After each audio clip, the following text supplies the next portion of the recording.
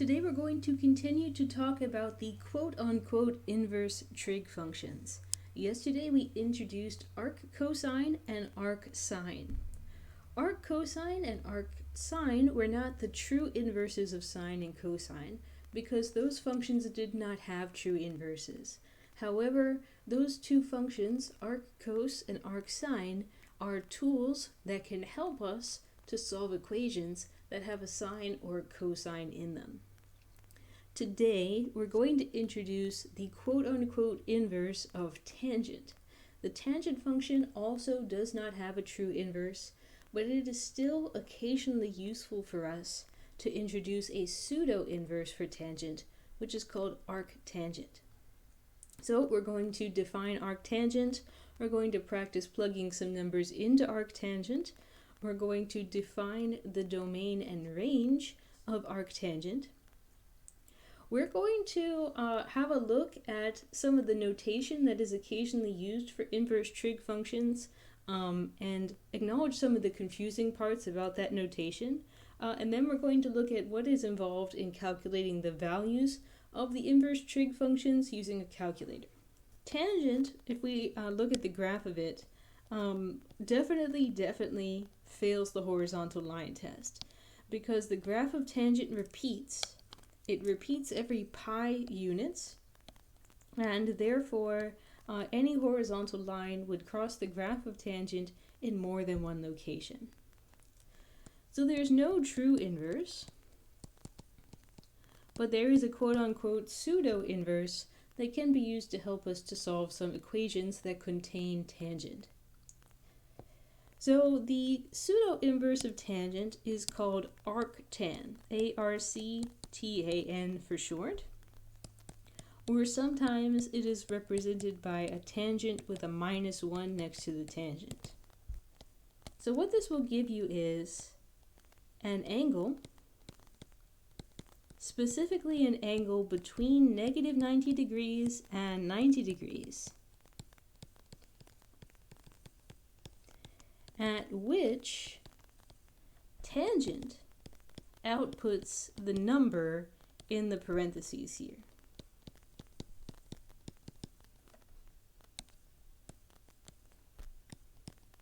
So for example, somebody wants me to find the value of arctan of 1. So if someone's looking for the value of arctan of 1, what they're asking is for an angle, specifically the angle between -pi/2 and pi/2, where tangent outputs 1. So first I'm going to demonstrate how I would answer this question manually, and then we'll have a look at how to answer this kind of question using a calculator. Okay. So manually, what I would say is that tangent is equal to sine divided by cosine. So that's the quantity that I want to output 1. In other words, I'm looking for an angle at which sine and cosine are exactly equal to each other. So here is that reference circle. I'm looking for locations where the x and y coordinates are the same, and there are two such locations. One of them is here in quadrant number 1, at an angle of 45 degrees, or pi/4 radians. The other one is down here in quadrant number 3, where both cosine and sine are equal to -√2/2, and that is achieved at the angle 5 pi/4 radians. So what shall my answer be? Pi/4 or 5 pi/4? The answer comes from this restriction. The answer to this question has to be between -90 degrees and +90 degrees. So in answer, I would say that arctan is equal to the value of pi/4, which is equal to +45 degrees. This would be in the correct range, so it would be the correct answer to this question. What if I was looking for an angle at which tangent output a value of -1 instead?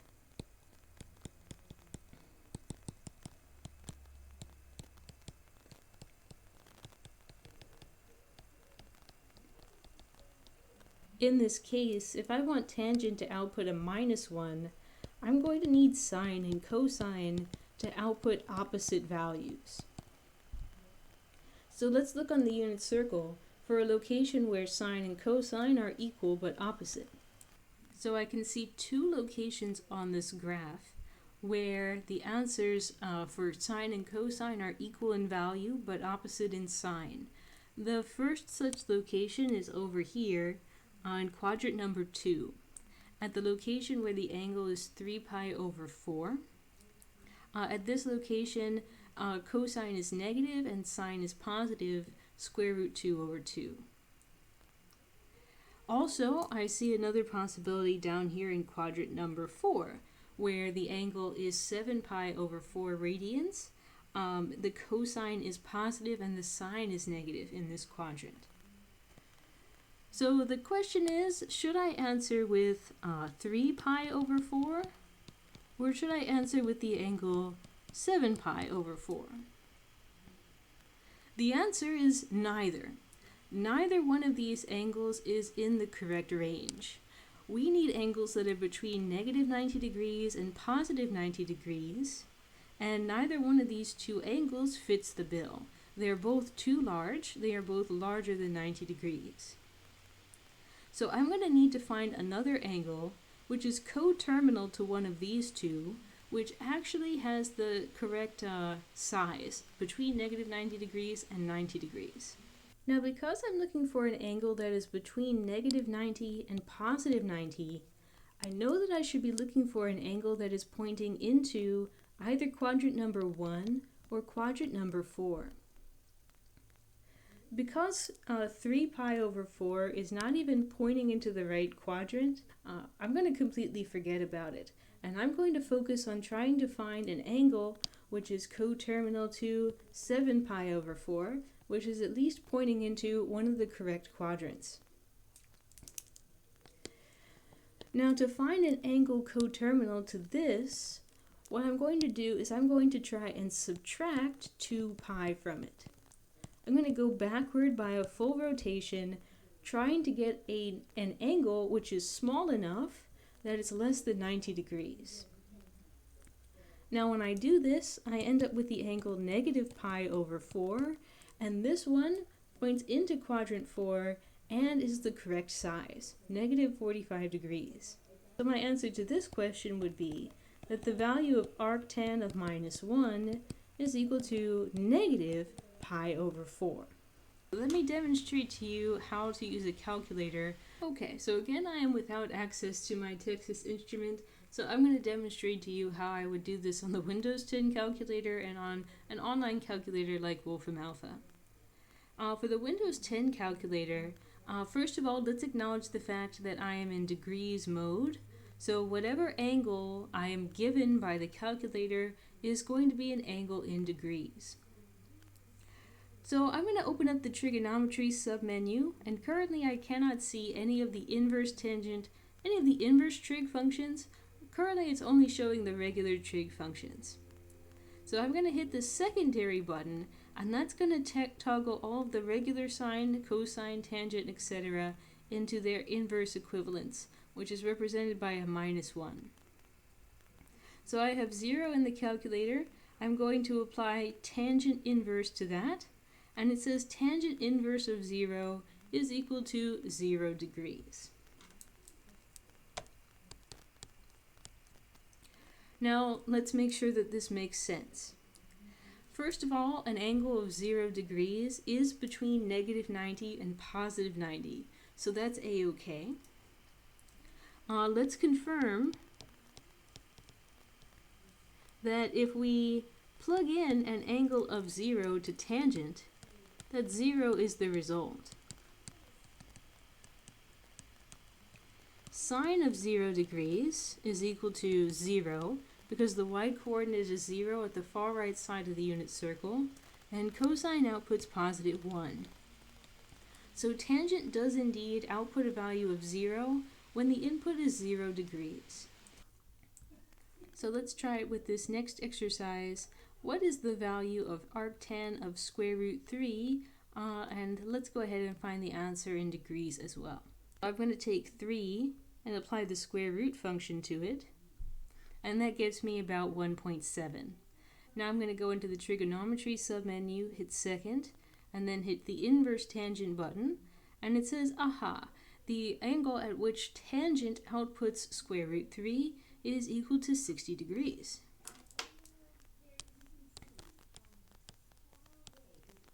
So let's go ahead and confirm that that makes sense. So if I look at the size of this angle, it is indeed between negative 90 and positive 90 degrees. So first of all, it's in the correct range. Second of all, let's see what happens if I plug 60 into tangent.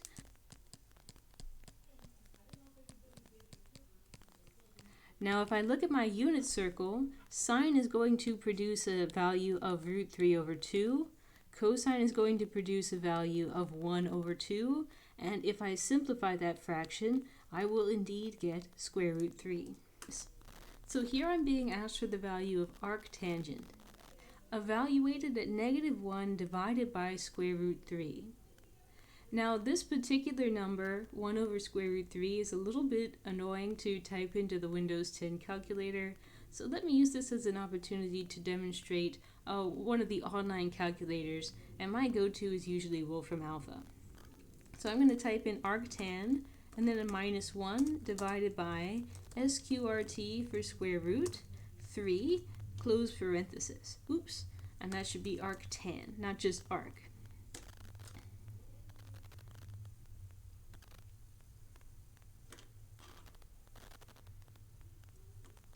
So it says the exact result in radians is equal to negative pi over 6. But it also gives us the answer in degrees a little bit below. The conversion of this number from radians to degrees is negative 30 degrees. So this would be the value of inverse tangent, aka arctangent, of negative 1 over square root 3. Let's just confirm, yes, it is in the correct range. It is between negative 90 degrees and positive 90 degrees. So that is inverse tangent. Now, in addition to inverse cosine, inverse sine, and inverse tangent, we had 3 more trig functions, cotangent, cosecant, and secant, which also have quote-unquote inverses. But we don't tend to really use them that often. So let's summarize what we have studied working with arccos, arcsine, and arctangent. For arcsine, we're looking for an angle between negative 90 and positive 90 degrees, where sine outputs the number in these parentheses. For arc cosine, it's similar, but the range of the angles is different. These angles are between 0 degrees and 180 degrees. And in this case, we're looking for locations where cos outputs the given number. And arctangent is very similar in spirit to arcsine.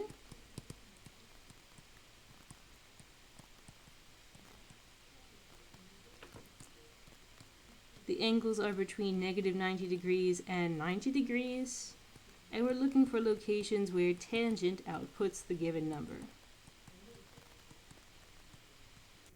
Let's also summarize what we know about the domain and range of arcsine, arccosine, and arctangent. Arcsine, the inputs are only allowed to be between negative 1 and positive 1.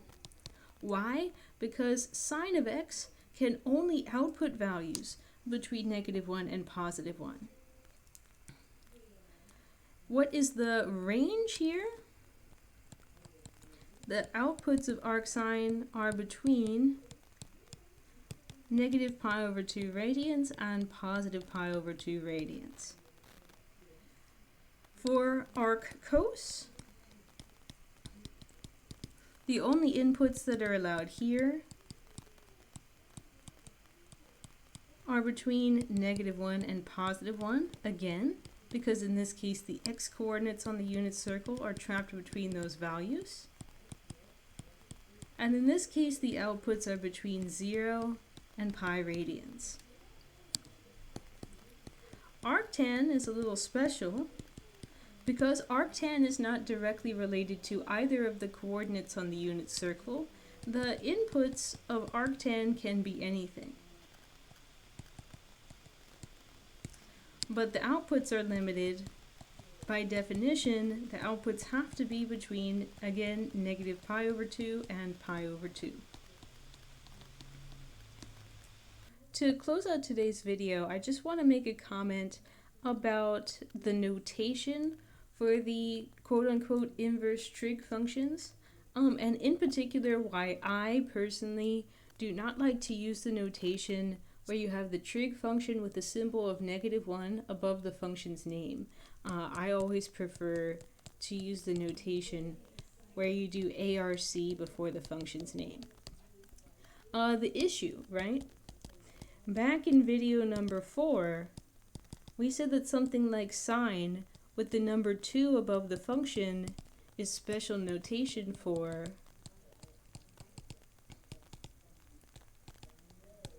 sine x to the power 2. In other words, sine of x quantity squared. In other words, sine of x times itself. However, this notation, sine with a -1 above the function's name,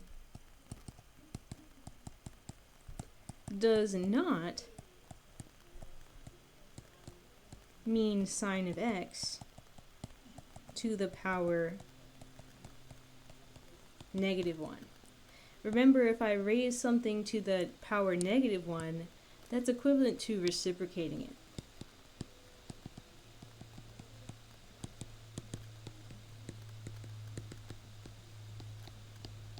But this notation is referring to the pseudo-inverse. So I really don't like the fact that there is a contradiction in the meaning of sine with a 2 on top of it and sine with a -1 on top of it.